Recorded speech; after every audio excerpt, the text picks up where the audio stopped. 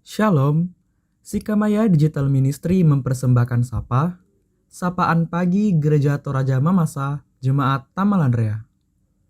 Program renungan pagi yang akan menemani Anda dalam memulai hari.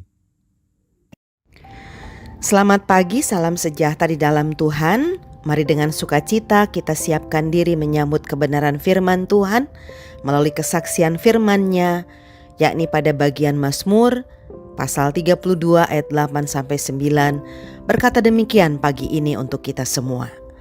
Aku hendak mengajar dan menunjukkan kepadamu jalan yang harus kau tempuh. Aku hendak memberi nasihat, mataku tertuju kepadamu. Janganlah seperti kuda atau bagal yang tak berakal, yang kegarangannya harus dikendalikan oleh tali les dan kekang. Kalau tidak, ia tidak akan mendekati engkau. Bapak Ibu Saudara-saudara, istilah kepala batu umumnya dipahami dan ditujukan bagi seseorang yang tidak mau menuruti nasihat orang lain kepadanya. Atau bisa juga disebut keras hati, degil, dan seterusnya. Sehingga orang-orang tersebut cenderung bagal, artinya lambat merespon. Bahkan ada juga yang tidak mau merespon sama sekali atas tegur sapa atau nasihat atau arahan dari pihak manapun terhadap dirinya, sehingga sering disebut tegar tengkuk. Dan orang-orang dengan sifat atau karakter ini juga sering disebut sebagai orang-orang yang bandel, orang-orang yang suka memberontak serta memalingkan muka. Dalam kaitannya dengan hal mentaati perintah Tuhan, tentunya umat Tuhan, Bapak Ibu Saudara-saudara, tidak boleh memilih sikap demikian. Yakni kita tidak boleh bandel, keras kepala, memalingkan muka, atau mengeraskan hati, bahkan tegar tengkuk terhadap Tuhan. Karena apa? Pertama, karena apapun yang Tuhan Allah firmankan itu adalah baik untuk Bapak Ibu Saudara-saudara dan saya. Kedua, pengajarannya semua berisi tentang tuntunan yang pastinya mendatangkan kebaikan, mendatangkan keselamatan bagi kita. Ketiga, saking berharganya kita di mata Tuhan, maka mata Tuhan tertuju kepada umatnya, kepada Bapak Ibu Saudara-saudara dan saya, seperti mata orang tua yang mengamat-amati terus arah langkah anak-anak yang baru saja belajar berjalan. Kapan ia jatuh, kapan ia berpaling ke jalan yang bisa saja mendatangkan bahaya baginya.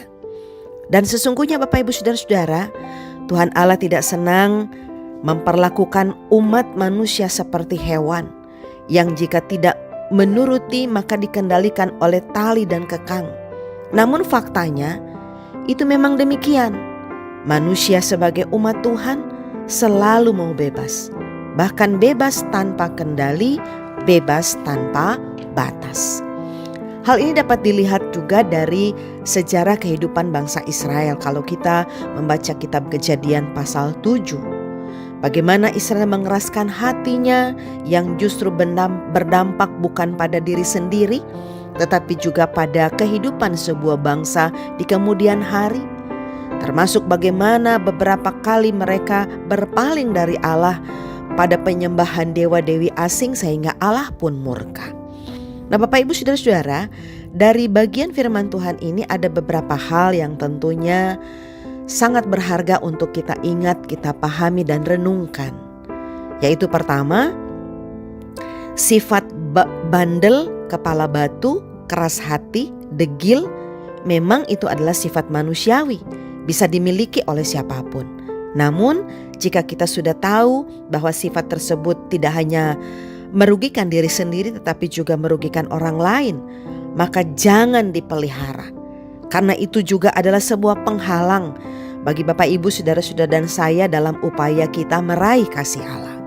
Kedua, kita adalah manusia, bukan hewan.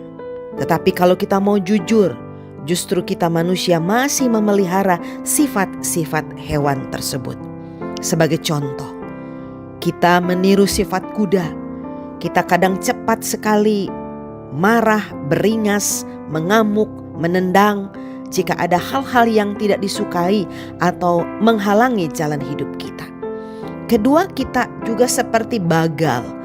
Kita sangat lamban merespon apa yang dinasihati orang lain, bahkan juga yang dinasihatkan Tuhan kepada kita. Ketiga, milikilah kerendahan hati supaya Bapak Ibu Saudara-saudara dan saya bisa melihat kehadiran Allah dan juga mendengar nasihat-nasihatnya yang tentunya bisa menyapa kita melalui berbagai macam cara. Baik itu melalui sapaan sesama manusia, menasihati kita, menegur, mengarahkan kita, maupun melalui peristiwa-peristiwa yang bisa saja dijumpai, dijalani dan digumuli oleh Bapak Ibu Saudara-saudara dan saya sepanjang hari. Yang tentunya kesemuanya itu kaya akan makna dan berisi tentang pesan-pesan yang sangat berharga yang pastinya menyelamatkan kita. Mari kita berdoa. Ada syukur sukacita iman yang kami peroleh pada pagi ini saat kami merenungkan firman-Mu. Dan perlengkapi kami Tuhan dengan kuasa-Mu sehingga kami tetap hidup di jalan-Mu, dengar-dengaran terhadap nasihat bahkan pengajaran-Mu, sehingga pada akhirnya jalan hidup kami senantiasa berada pada jalan yang Engkau tetapkan bagi kami, yang tentunya juga menghadirkan kebahagiaan, sukacita, keselamatan, dan terhindar dari dosa. Ya Allah, kami mau berdoa bagi setiap saudara-saudara kami yang sedang terbaring dalam kelemahan tubuh, baik dirawat di rumah sakit, dirawat di tempat tinggal mereka yang harus berobat jalan. Engkau tahu Tuhan, kegigihan mereka berobat untuk bisa menghadirkan kesembuhan sangat besar. Terlebih tentunya pengharapan iman mereka kepadamu. Karenanya berkenanlah terhadap upaya dan usaha yang sedang dilakukan, termasuk berkatilah semua sarana pengobatan. Tumbuhkan, besarkan pengharapan mereka untuk senantiasa berharap kepada Tuhan, dan oleh belas kasih-Mu mereka disembuhkan, dipulihkan. Kami berduka cita bersama-sama dengan saudara-saudara kami yang mengalami duka cita iman oleh karena kedukaan, bersama-sama dengan lingkup keluarga. Tuhan Allah hadir menopang keseharian mereka dalam pengharapan iman, dihibur, dikuatkan.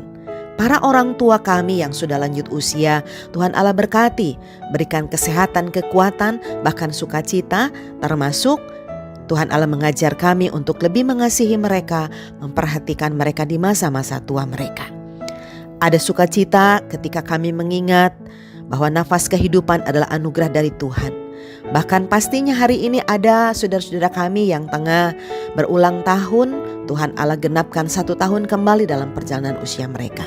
Mari Tuhan Allah tetaplah setia menopang mereka sehingga mereka boleh hidup di dalam pengenalan akan Tuhan, karena pengenalan akan Tuhanlah akan memampukan mereka untuk terus bersyukur. Anak cucu kami yang sedang bertumbuh berkembang di usia balita, anak cucu kami yang sedang berjuang di bangku pendidikan, anak cucu kami yang sedang berjuang di tempat bekerja, bahkan yang sedang mencari pekerjaan. Mari Tuhan Allah topang, bukakan jalan bagi gumul juang mereka, berikan semangat ketekunan meraih masa depan, bahkan tumbuh kembang di dalam asuhan orang tua dan keluarga mereka masing-masing. Inilah pengharapan kami, keyakinan iman kami, bahkan syukur iman kami, yang kesemuanya itu kami bawa di dalam satu nama, yaitu Tuhan kami Yesus Kristus, Sang Pandu kehidupan, kini dan sepanjang masa. Amin. Terima kasih telah mendengarkan Sapa.